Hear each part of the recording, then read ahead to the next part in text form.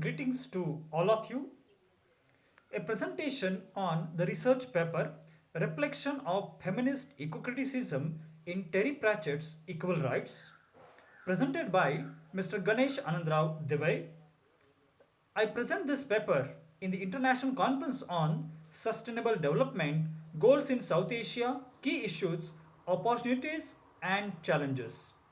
The conference date is 7th December 2021. The contents covered in this particular presentation are: what is feminist eco-criticism? What is the rationale behind the study? Why the topic has been chosen?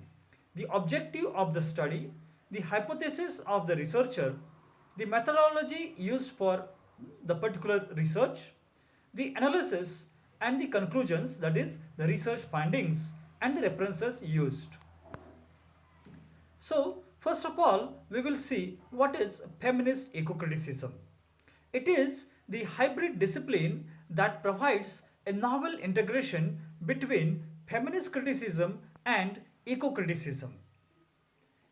All of you know that feminist criticism deals with the issues of females and eco-criticism deals with the environmental issues.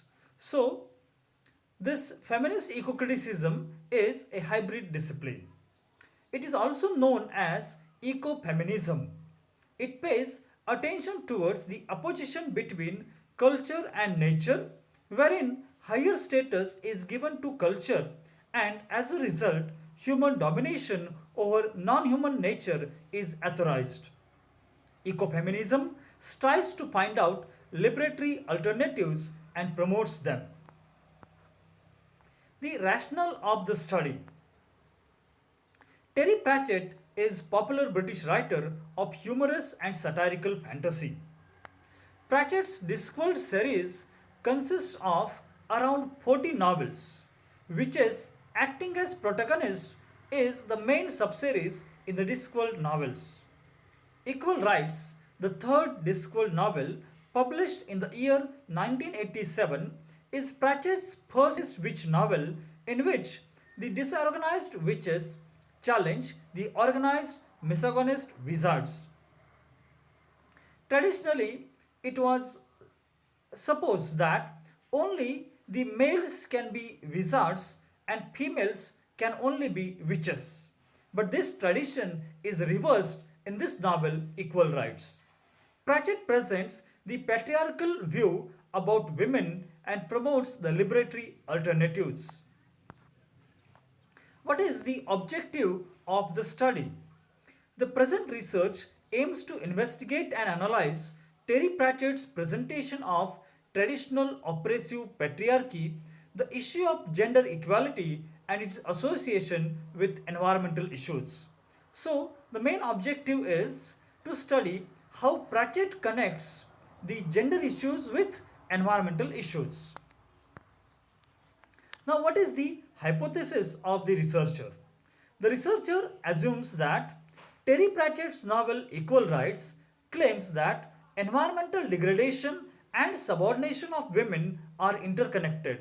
So, how it is interconnected, that is what we will find out. The methodology used for research, there is a need to study the interconnection between environmental degradation and subordination of women in the novel Equal Rights. So, the theories presented by prominent eco-critics Timothy Clark, Peter Barry, Greg Gerard, Douglas Vakoch have been studied and applied to interpret the select text. Obviously, interpretive, analytical, evaluative, and comparative methods have been used for the present research. Now, let's study the analysis. Let us study the novel Equal Rights with the point of view of feminist eco-criticism. The main theme presented throughout the novel Equal Rights is of equal rights for women.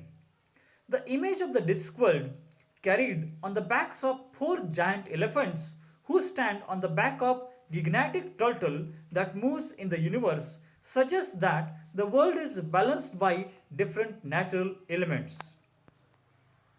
Nature does not have class discrimination that is suggested, that is proved by Pratchett with various examples. Moreover, Pratchett introduces the fantastic character of Death, who symbolizes equality and natural justice. Tradition is reversed and the world is given its first female wizard. The wizard Drumbillet knew that he is going to die, so he wanted to hand over the staff to the eighth son of the eighth son. But by mistake, the staff is handed over to the girl child, and that is how the tradition is reversed. Pratchett introduces speaking tree. Pratchett introduces fantastic environment. The tree speaks like a philosopher and presents the theoretical basis of equality among sexes. The tree speaks with Granny. The tree compares witches and women with mother goddesses. According to the tree, women are closer to nature. Pratchett presents several instances wherein the close affinity between women and nature is highlighted. Pratchett is very much critical about the human encroachment in the natural environment. He presents comparison between the animal mind and the human mind. According to him, the animal mind is simple, sharp, and focused, and it understands the universe very well. Let's discuss the research findings, the conclusions. The novel ends with Erskine and Simon beginning to develop a new kind of magic that would comfort everyone. Finally, the Arch Chancellor Catangle accepts Erskine as a wizard. Catangle plays a very important role in the traditional lore. Granny and Erskine's struggle wins them equal status in the society. Wizards and witches, men and women work in collaboration and write a new lore. Similarly, Pratchett suggests that human beings should collaborate with environment and not exploit it. Pratchett presents the relationship of women with environment with the help of female witches who are in touch with nature, herbs, and hydrology. Oppressive dichotomies of male female and nature culture are the basis of the contemporary environmental problems. This is proved by Pratchett with the help of various examples. Pratchett promotes a sense of interrelationship with both community and the land through the novel Equal Rights. The novel articulates aspects of cultural ecofeminism. Pratchett attempts to challenge the operation of women and nature. He highlights the kinship between humans, animals, and plants. Pratchett clearly understands the way social, political, and economic power is used to subordinate women. So, he firmly supports social justice and presents the need to restructure social practices. Moreover, he suggests that the world can sustain itself by moving beyond hierarchical domination. For this particular research work, the references that I have used are listed here. Peter Barry's book Beginning Theory, An Introduction to Literary and Cultural Theory is important.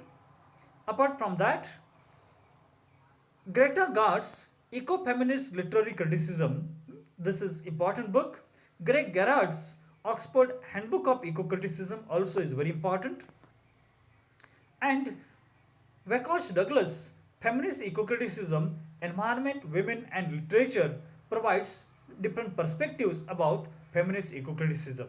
So with this brief presentation, I thank you. I welcome your questions. Thank you very much.